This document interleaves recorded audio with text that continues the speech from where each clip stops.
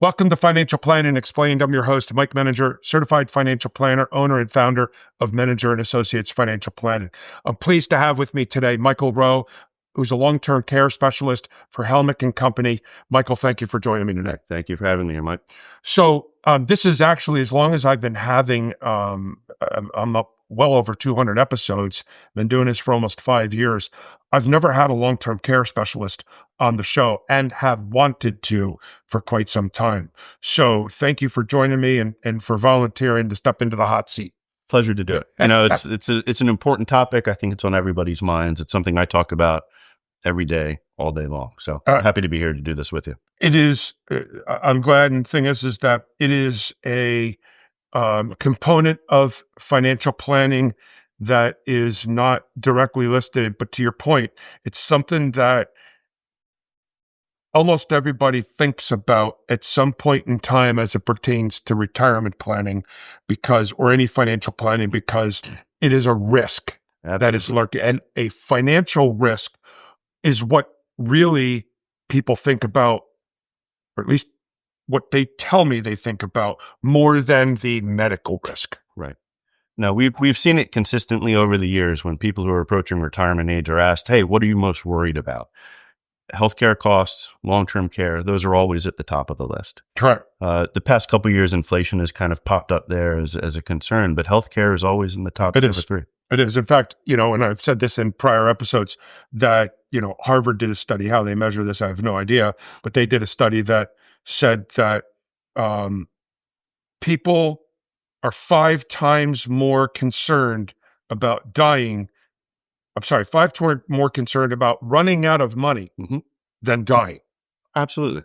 So, whether it's 5 times doesn't matter. The fact of the matter is that there are studies that have shown that people are more concerned about running out of money. And quite frankly, one of the biggest risks of running out of money is the potential need for long-term care. Right. And I think nearly everybody, especially, people watching this today, everyone has an experience with a family member who's needed long-term care, and they see how those funds are quickly, Oh my goodness. Yeah. Oh my goodness. So, and I see it right now. I'm experiencing it right now with my wife's, both of her parents were just entered into a nursing facility over the course of the past year. And, certainly one more so than the other, but they're both in a memory care unit, and it's to the tune of $12,000 to $13,000 a month. Right. Okay. And, thank goodness they have long-term care insurance, but, my neighbors, my goodness, okay, the gentleman is about my age. His sister, who has, I would say not total retardation, but she's slow or whatever, she's on disability. And their mother, who is completely wiped out with dementia, and her brother, uncle, also, and living all in the same house. Unbelievable. Right. Okay. And I just think about all the different concerns that just, it's becoming around me a lot more than I ever expected. And even my mother, my father passed away 25 years ago, actually, holy smokes, over 30 years ago. Even my mother's starting to show signs of needing to potentially go into a nursing home. It's starting to come around. And, you figure I'm about 60, so we're experiencing it with our parents or people we know, parents, and we're just seeing it around us more and more. Absolutely. And because people are living longer. I was looking at the chart in your conference room from Morningstar, and you could look at it in 1960. This is the average age or life expectancy of a female. And then today it's significantly longer, as retirement can approach 25, 30 years. It's a much longer period of time to make sure those assets last, but it's a much longer period of time to perhaps need care, right? Oh, without a doubt. Well, the other thing too that's come into play over the years is medical technology. Yeah.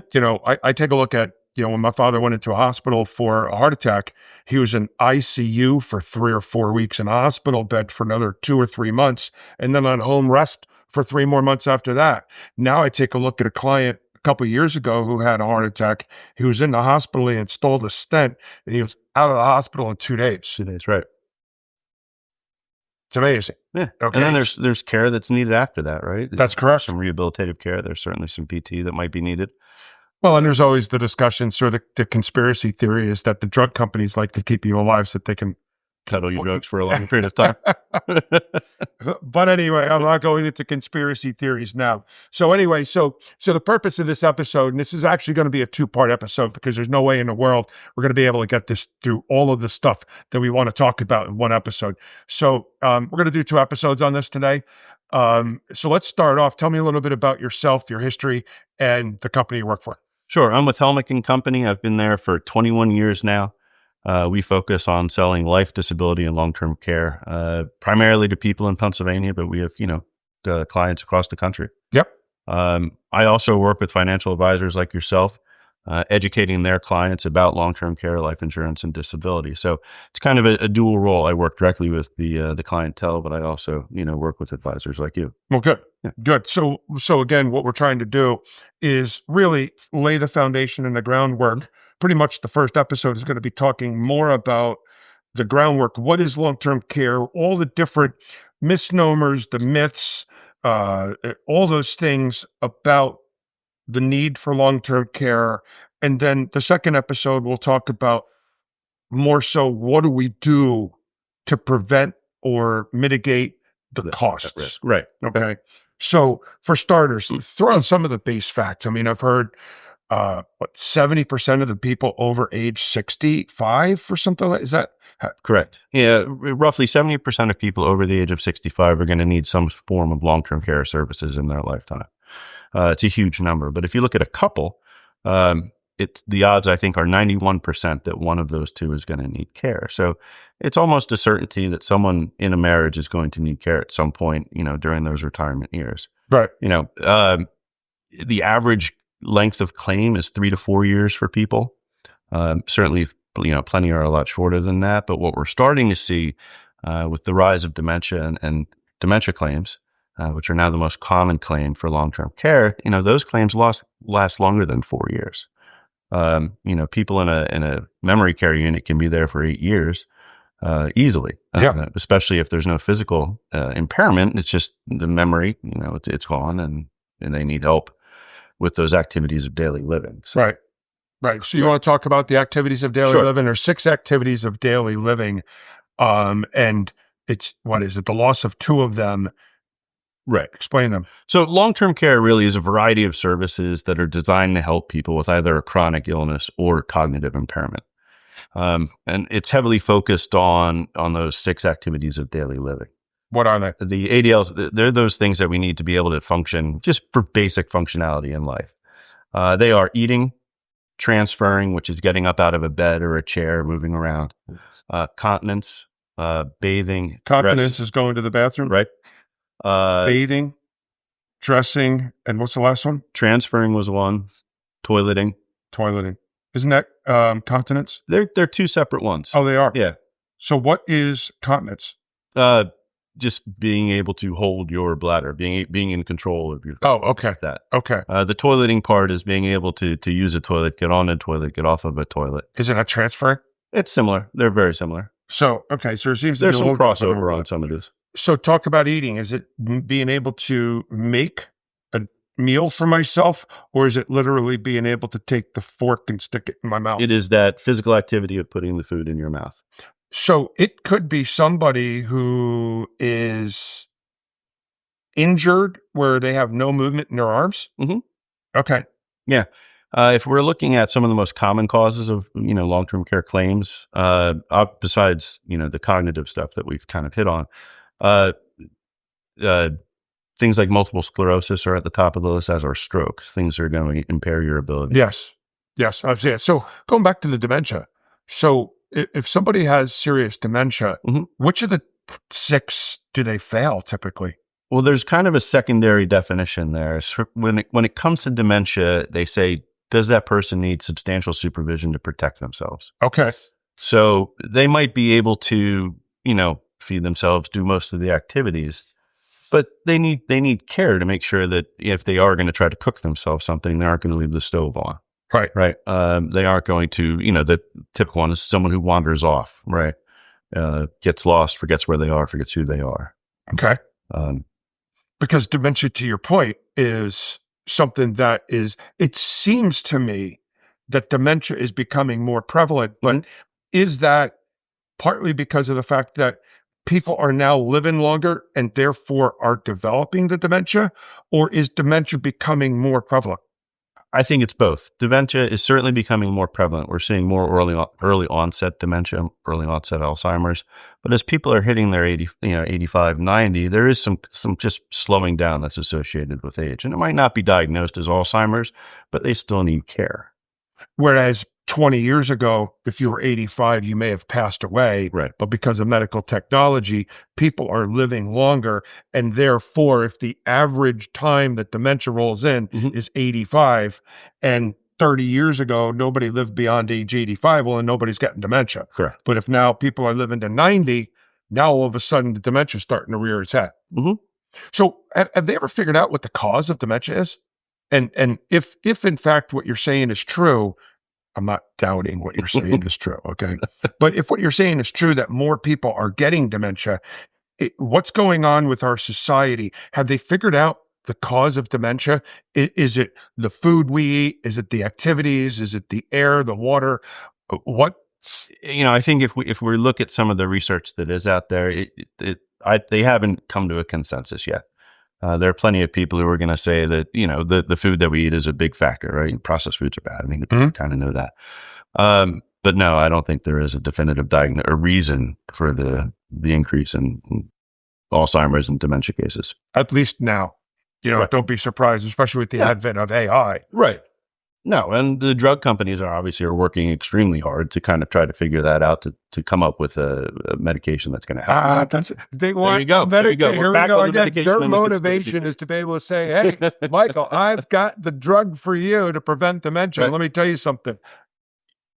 You're buying it, Absolutely. right? Buy it for my parents tomorrow, right? Just protect them against that risk, right? That's absolutely correct. I can see that. And so, that's what the drug companies are motivated by. And I'm not, it's any business. Mhm. You're motivated to create a product that you can sell that makes you money. Well, GLP-1s, right? right. They're very effective. Let me tell you something. They're very effective. Mhm. So, but anyway, that's good. So, talk more about the what is the long-term care, someone has the ADLs. Now what? So when someone can't perform those ADLs, right, they need assistance. And that's Right. what long-term care is really about. How do we help these people maintain independence, their dignity, right? Yeah. Some semblance of a quality of life. There are a lot of different ways you can receive long-term care, a lot of different places that it is received. Most people, as they age, if you ask somebody, well, if I was to ask you, where would you like to spend? The same place everybody else does. I don't want to leave my home. Right. All right, great. You don't want to leave your home. That's fine. There are things we could do now to help make sure that you can stay in your home. There are certain safety and assistive devices we could put in. My parents have some of those things. My house that I live in right now is 3 floors. It's probably not going to be the best thing for me in the long term. Right. But most people want to receive care at home. And in fact, 76% of all care is received at home. It's kind of a misnomer about long-term care is people who automatically go to that. Well, if I need long-term care, I'm going to be in a nursing home. Right. Exactly.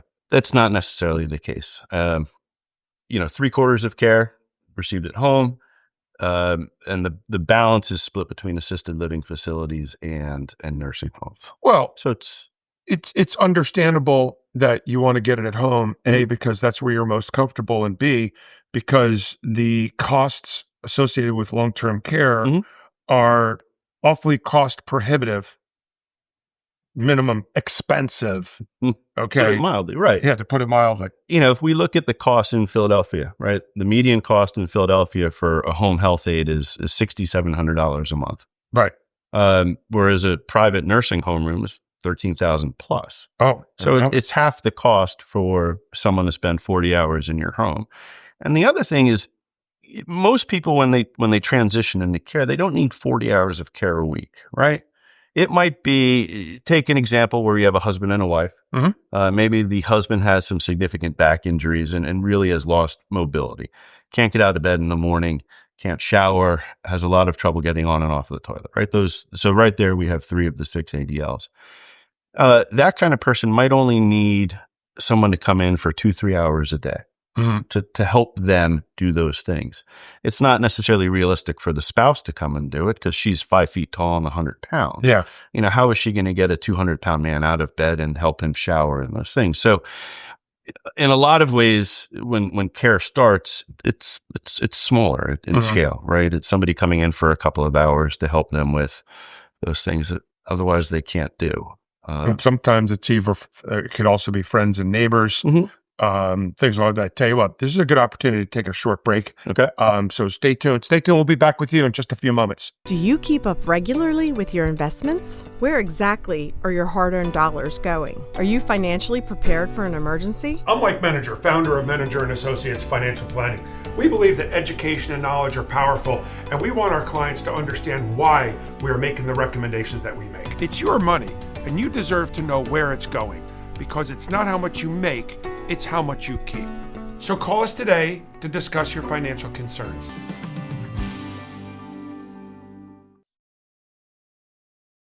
Welcome back to Financial Planning Explained, and I'm here with Michael Rowe, continuing on with the long-term care. Where we left off was talking about home care. So what I'm finding out there is on the home care is a way of easing in. It could be financially, it could be emotionally. And to your point where we left off, as you were saying, well, and this is common, that the man is a much larger physical specimen and the woman being a much smaller physical specimen just can't lift him out of bed and put him in the shower.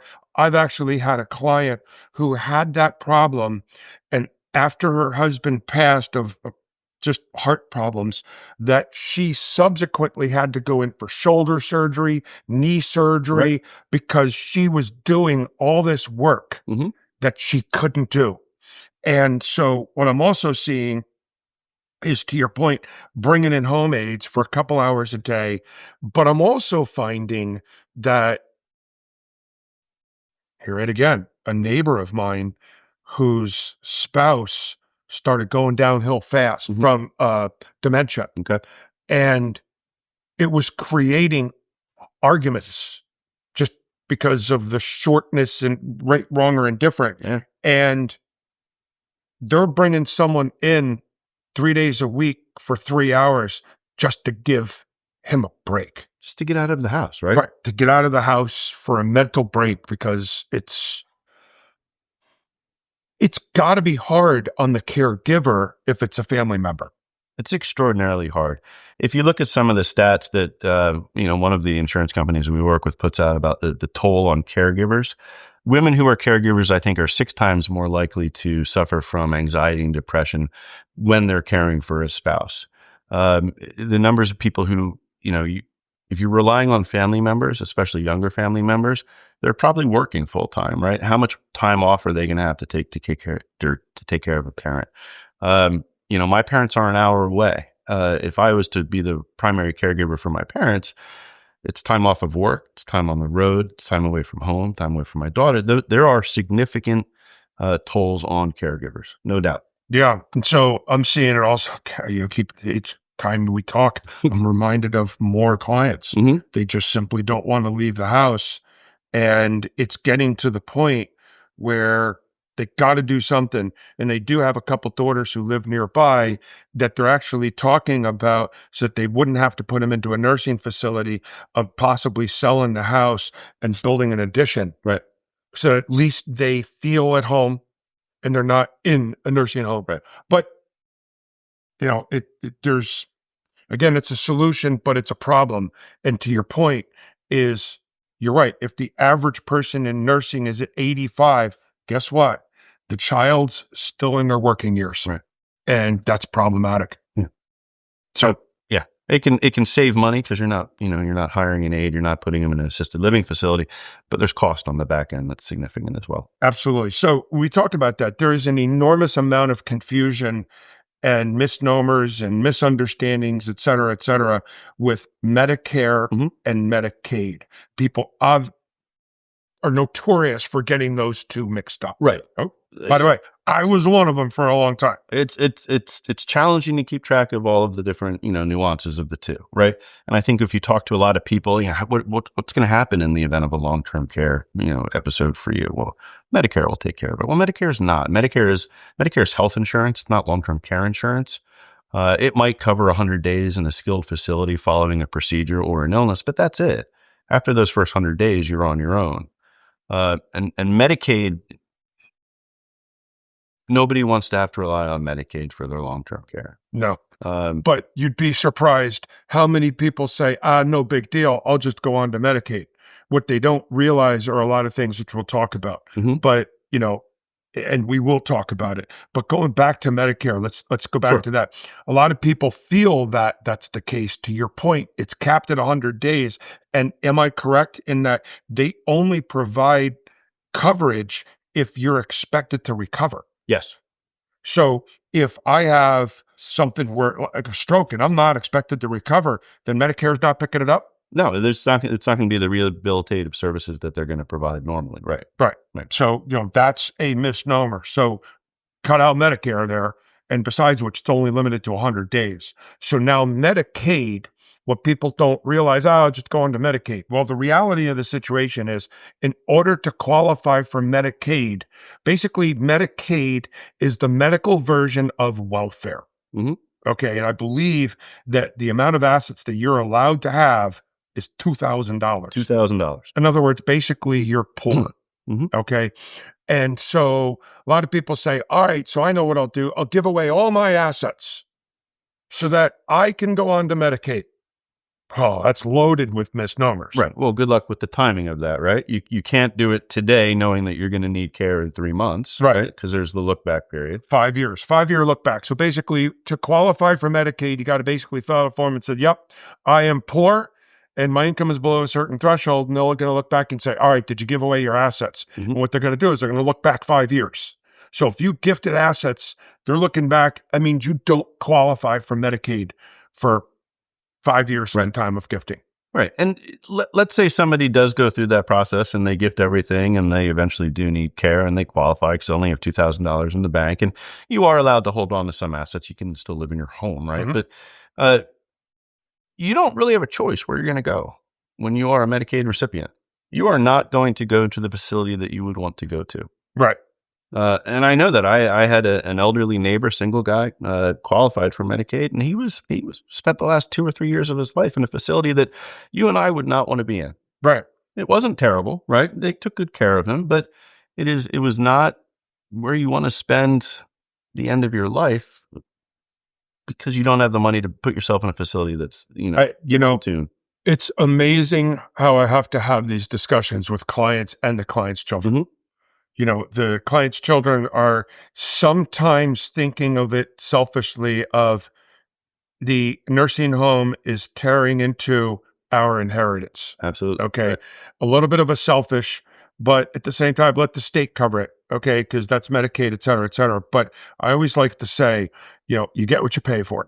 Okay. And if normal care is going to be $8,000 to $10,000 or more per month for decent care, and the federal government is providing a reimbursement to the facility of $2,000 a month, where do you think you're getting your better care? Right.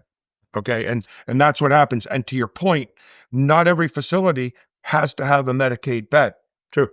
Okay. So a lot of people say, all right, I'll just go into this facility. And if I run out of money, no big deal. No. You there. No, you're going to be moved to another facility that has Medicaid space. Absolutely. You just got to hope that at the time that they have, like a lot of places will be a facility that has 100 beds is how they identify a nursing facility, how many rooms, beds, whatever that they have. They'll oftentimes have only 2 that are Medicaid. Right. And if it's your time that you run out of money and those 2 beds are filled, bye-bye, you're going to another facility. Now, there are ways that potentially mitigate that when you go into a facility that I've seen benevolence funds. Okay. All right. Where, you go into a facility and they'll say, all right, it's basically an insurance policy. And I remember the one where if you went into this facility, you had to give them $86,000 that was non-refundable, and it went into what they call the benevolence fund, which is a pooled set of money for if somebody in the facility needs to continue to care and ran out of money, then it goes from that. But in order to qualify for the facility, they're going to make sure that you have enough money to last for 5 or 10 years. Right. So, you know, you can't just say, all right, well, let's go to a facility and just run out of money and I'm good. That's, those are a lot of the misnomers that need to be cleared up because that's just what people think. Right. Yeah, it's tough. You can't rely on Medicare, can't rely on the Medicaid. And like we discussed earlier, relying solely on the family is going to be difficult as well. Right. Whether it be financially or from a physical nature of them being able to help.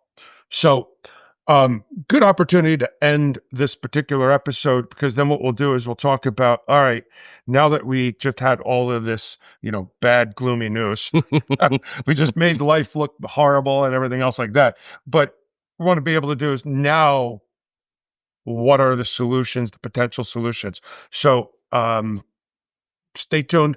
Thank you for joining. What we're going to do is we're going to come back with another episode, and we're going to talk more about, this first episode was talking about the impacts and what is long-term care, some of the statistics behind it. The next episode we're going to talk about is what can you do during your lifetime to be able to try to mitigate the potential of long-term care needs. So, Michael, thank you for joining me. Thank you. This was fun. And we'll be back with you. See you next week. Hope you had a good time today, and we'll see you in the second episode. Have a wonderful day and have a wonderful week.